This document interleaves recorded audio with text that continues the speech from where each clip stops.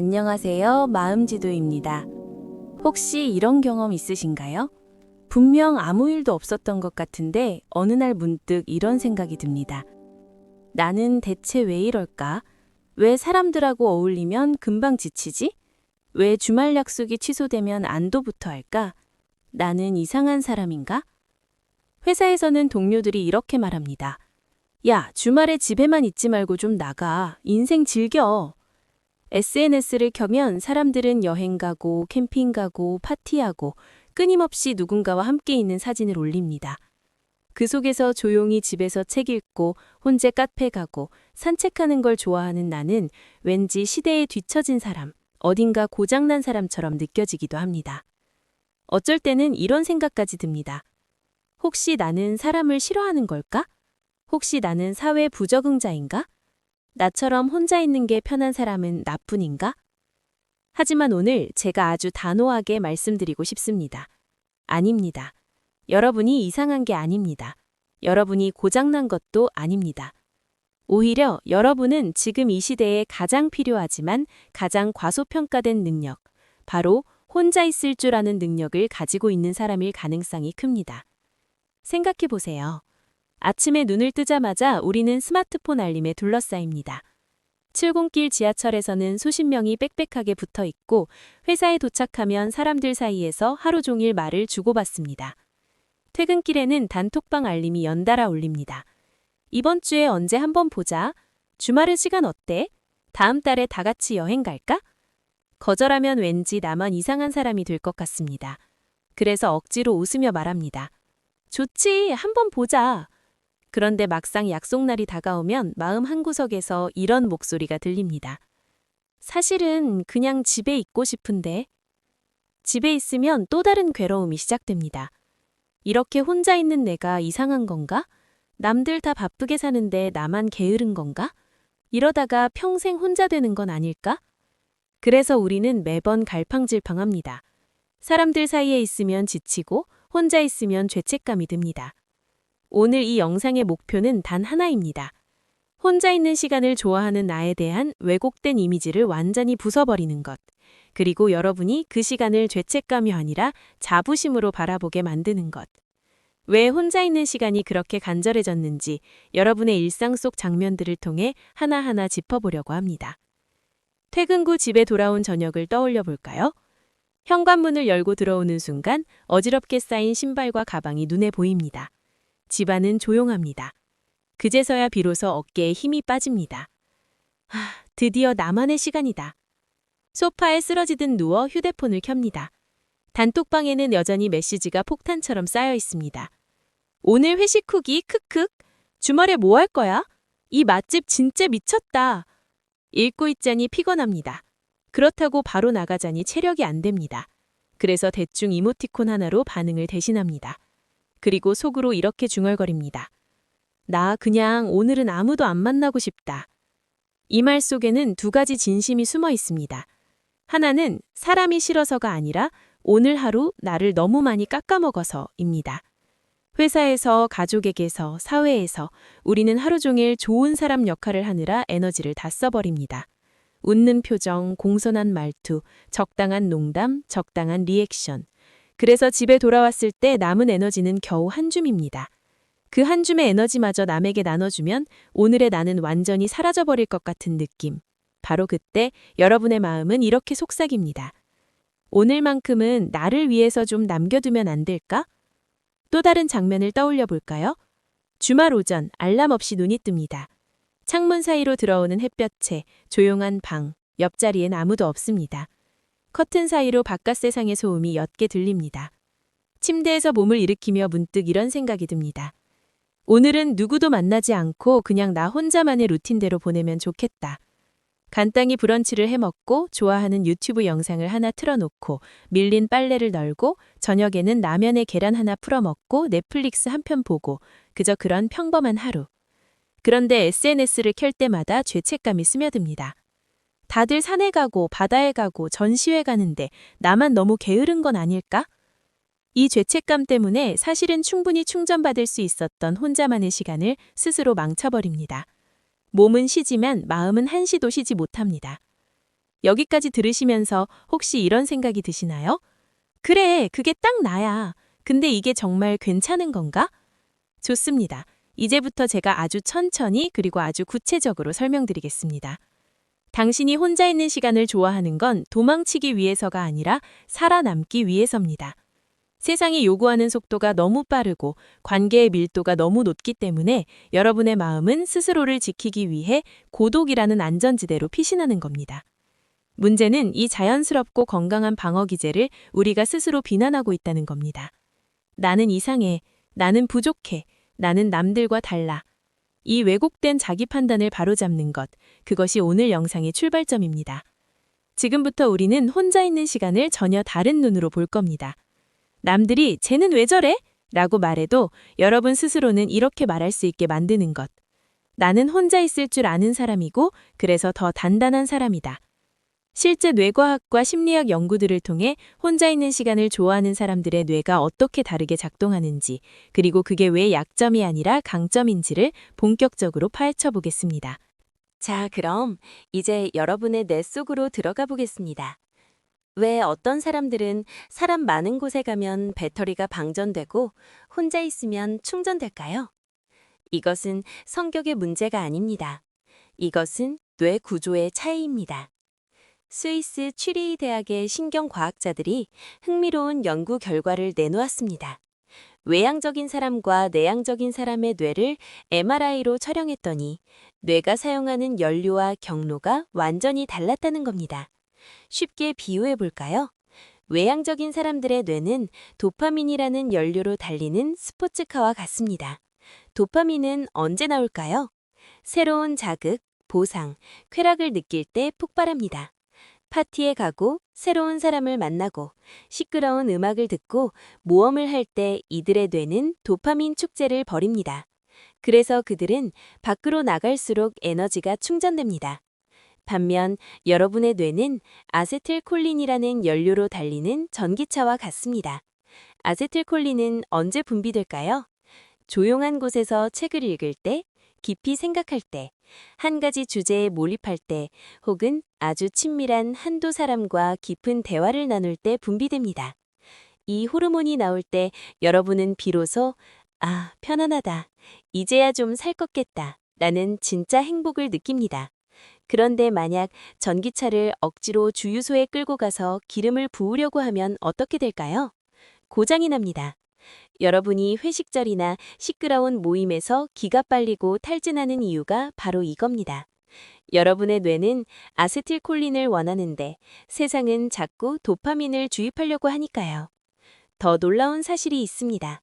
뇌의 정보 처리 경로 자체가 다릅니다.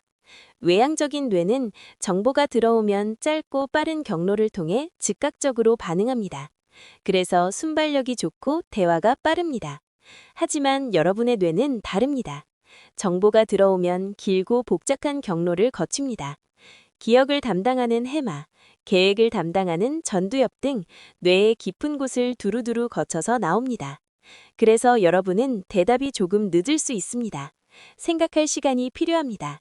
하지만 그만큼 더 신중하고 더 깊이 있고 더 통찰력 있는 대답을 내놓습니다. 이것은 결함이 아닙니다. 이것은 깊이라는 재능입니다. 실제 사례를 하나 들어보겠습니다. 30대 직장인 A씨의 이야기입니다. 그는 10년간 회사 생활을 하면서 늘 가면을 쓰고 살았습니다. 회식 때마다 억지로 분위기를 띄웠고 주말마다 피곤한 몸을 이끌고 모임에 나갔습니다. 동료들은 그를 성격 좋은 사람이라고 불렀지만 집에 오면 그는 늘 탈진해서 쓰러졌습니다. 그는 생각했습니다. 나는 사회생활에 적응을 못하는구나. 나는 왜 이렇게 체력이 약할까? 그러다 코로나가 터졌고 재택근무가 시작됐습니다. 처음 한 달은 답답했습니다. 하지만 2달째부터 이상한 일이 벌어졌습니다. 업무 효율이 올라갔습니다. 피로도는 줄었습니다. 그리고 무엇보다 처음으로 이런 생각을 했습니다. 나는 이게 더 편한데? 그는 깨달았습니다. 10년간 연기를 했구나. 진짜 나는 조용한 사람이었는데 사회가 원하는 모습으로 살려고 발버둥 쳤구나. 혼자 있는 시간은 가면을 벗을 수 있는 유일한 시간입니다. 상사 앞에서의 나, 부모님 앞에서의 나, 친구들 앞에서의 나, 이 모든 역할에서 벗어나 진짜 내가 누구인지 마주할 수 있습니다. 하버드 대학의 심리학자 수전 케인 교수는 이렇게 말합니다. 창의성은 혼자 있을 때 나옵니다. 브레인스토밍은 환상입니다. 진짜 혁신은 고독에서 탄생합니다. 우리 뇌엔 디폴트 모드 네트워크라는 아주 특별한 영역이 있습니다. 우리가 아무것도 안 하고 멍하니 있을 때, 혹은 혼자 산책할 때 켜지는 영역입니다. 이때 뇌는 쉬는 게 아닙니다. 과거의 기억, 미래의 계획, 서로 관련 없던 정보들을 연결하기 시작합니다. 번뜩이는 아이디어, 창의적인 해결책은 바로 이 순간에 터집니다.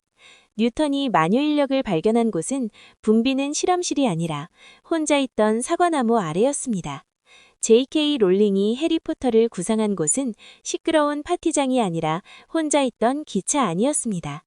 여러분이 혼자 있는 시간에 멍하니 있는 것 같아도 여러분의 뇌는 지금 우주를 여행하고 있는 겁니다. 그 시간은 낭비가 아니라 창조를 위한 인큐베이팅 시간입니다. 또 하나, 혼자 있는 시간은 최고의 감정 해독제입니다. 우리는 하루 동안 수많은 감정의 독소를 마십니다. 출근길 만원 지하철에서의 불쾌함, 상사의 짜증, 친구의 무심한 말 한마디. 이런 감정들은 제때 처리하지 않으면 몸에 독소로 쌓여서 두통, 소화불량, 불면증을 일으킵니다. 혼자 있는 시간에 우리는 이 감정들을 꺼내서 청소합니다. 일기를 쓰거나 슬픈 영화를 보며 울거나 그저 가만히 내 마음을 들여다보는 것만으로도 우리 뇌는 부정적인 감정을 소화하고 배출합니다. 40대 주부 B씨는 불면증에 시달렸습니다. 밤마다 걱정이 꼬리를 물었죠. 어느 날 그녀는 혼자 있는 시간에 자수를 놓기 시작했습니다. 아무 생각 없이 바늘에 씨를 꿰고 천에 무늬를 놓는 단순한 반복. 그 고요한 시간 동안 신기하게도 걱정이 사라졌습니다.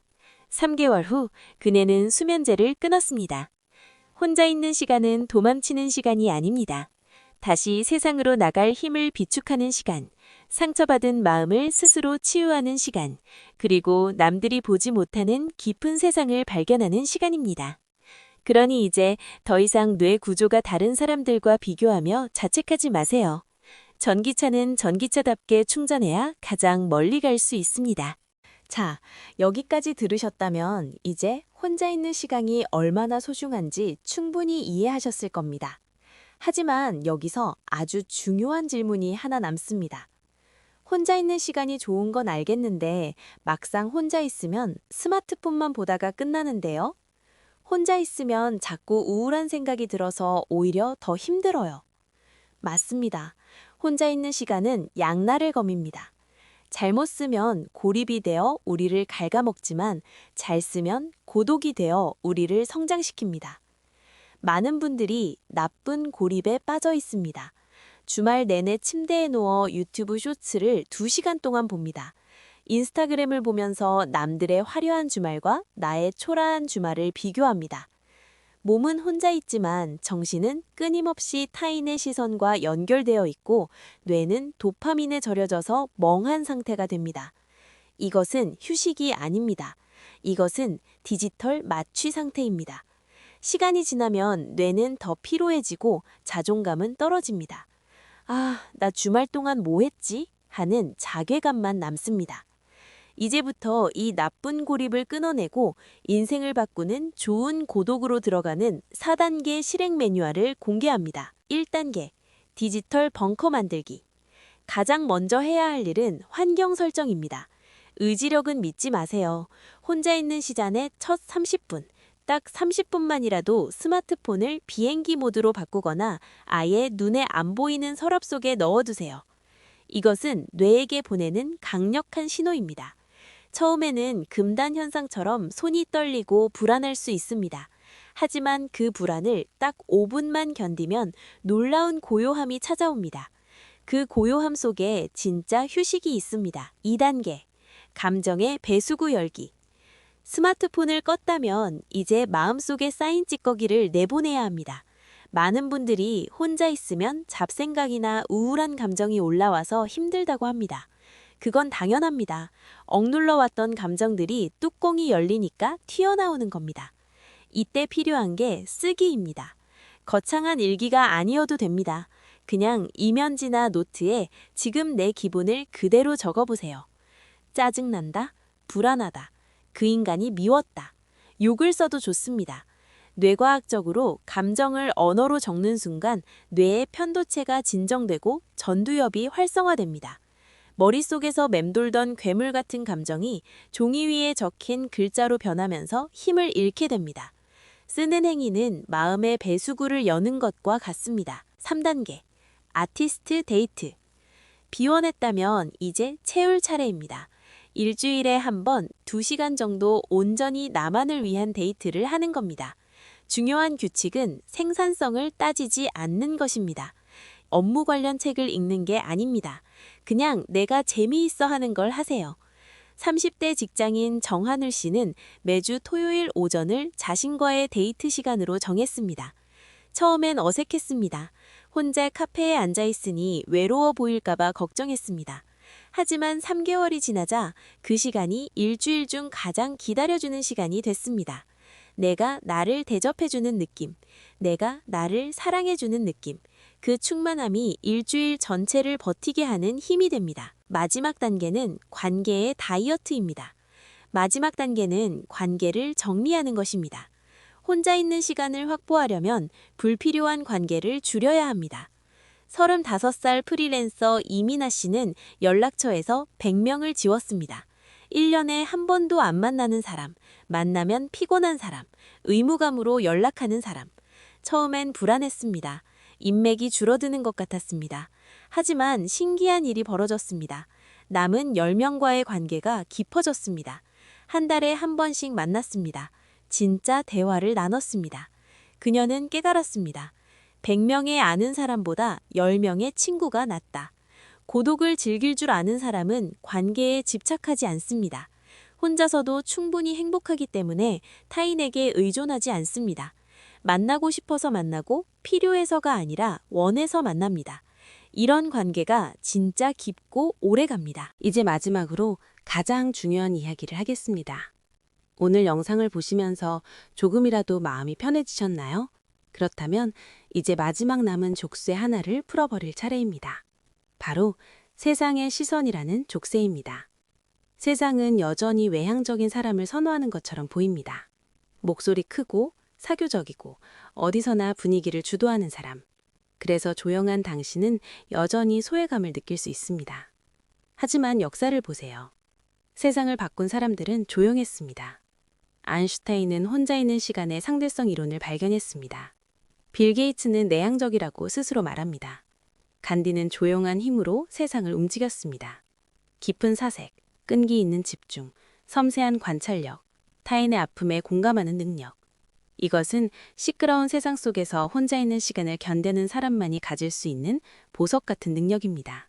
당신의 조용함은 약점이 아닙니다. 당신의 신중함은 소심함이 아닙니다. 당신의 혼자 있고 싶은 마음은 이기심이 아닙니다.